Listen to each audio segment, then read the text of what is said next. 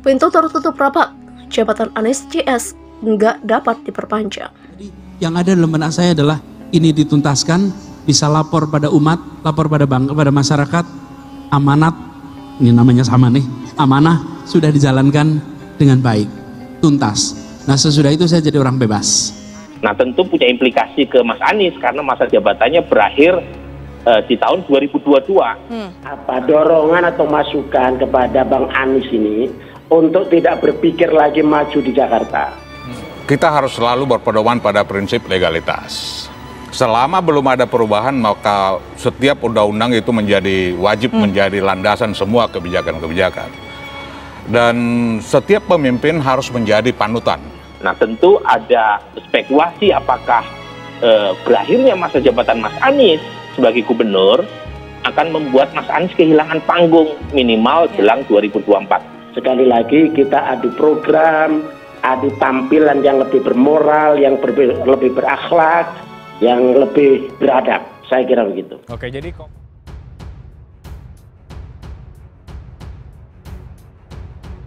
Dirjen Otonomi Daerah Kementerian Dalam Negeri atau Kemendagri, Akmal Malik menjelaskan tidak terdapat ruang regulasi untuk memperpanjang masa jabatan kepala daerah yang akan berakhir dalam waktu dekat ini.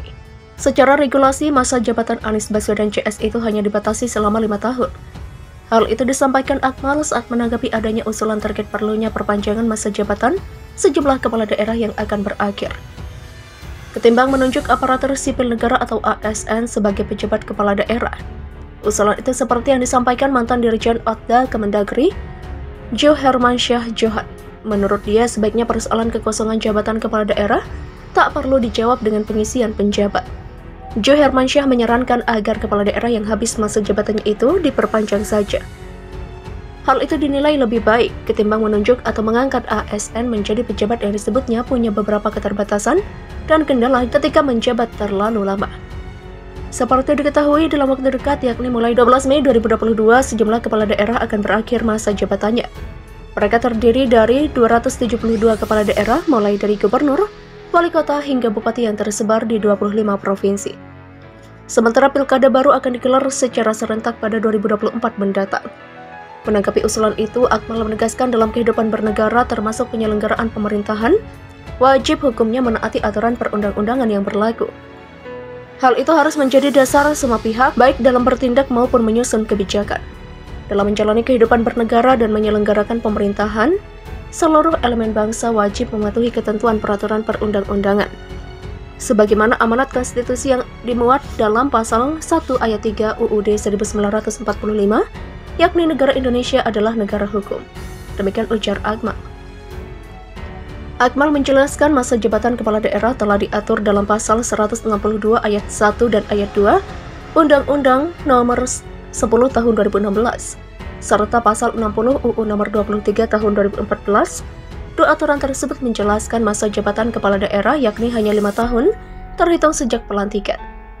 Dan sesudahnya dapat dipilih kembali dalam jabatan yang sama hanya untuk 1 kali masa jabatan.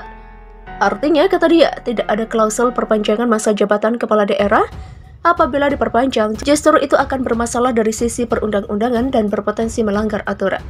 Dengan demikian, kata dia, dapat dikatakan bahwa berdasarkan ketentuan pasal 60 UU Nomor 23 Tahun 2014 serta pasal 162 ayat 1 dan ayat 2 UU Nomor 10 Tahun 2016 tersebut, tidak terdapat ruang regulasi untuk perpanjangan masa jabatan kepala daerah karena secara eksplisit normanya membatasi hanya 5 tahun.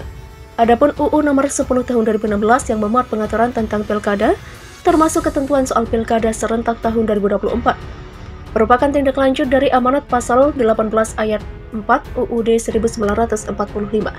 Selain itu, lanjut Akmal mengenai penunjukan pejabat kepala daerah juga memiliki dasar hukum. Dalam regulasi yang mengatur soal pilkada serentak mulai UU Nomor 1 Tahun 2015, UU Nomor 8 Tahun 2015, UU Nomor 10 Tahun 2016, dan UU Nomor 6 Tahun 2020.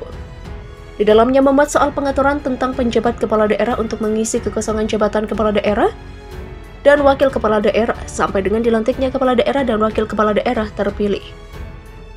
Akmal yakin para ASN memiliki kapasitas yang bisa diandalkan untuk menjalankan tugas sebagai penjabat kepala daerah. Mereka dinilai memiliki pengalaman dan kemampuan teknis. Selama ini pun berdasarkan pengalaman yang ada, para penjabat kepala daerah bisa berkomunikasi baik dengan pihak DPRD setempat. Selain itu, tambah Akmal, pemerintah pun tak akan lepas tangan begitu saja ketika penjabat kepala daerah sudah ditunjuk dan bekerja. Pemerintah akan secara ketat melakukan pembinaan dan pengawasan. Hal ini untuk menjamin kinerja penjabat kepala daerah sesuai dengan peraturan perundang-undangan. Kendati demikian, terlepas dari itu, Akmal menghormati setiap pandangan, gagasan, dan masukan terkait dengan kepala daerah, termasuk yang disampaikan Jo Hermansyah. Dirinya meyakini Jo Hermansyah yang pernah menjadi Dirjen Otda memiliki maksud baik dengan usulan tersebut. Terlebih, kata dia, di dalam demokrasi siapapun berhak menyuarakan pendapatnya dan harus dihormati. Namun ketika itu menyangkut tata penyelenggaraan bernegara yang sudah ada aturannya, tak bisa kemudian sebuah usulan diwujudkan dengan melanggar rambu yang sudah digariskan oleh aturan perundang-undangan.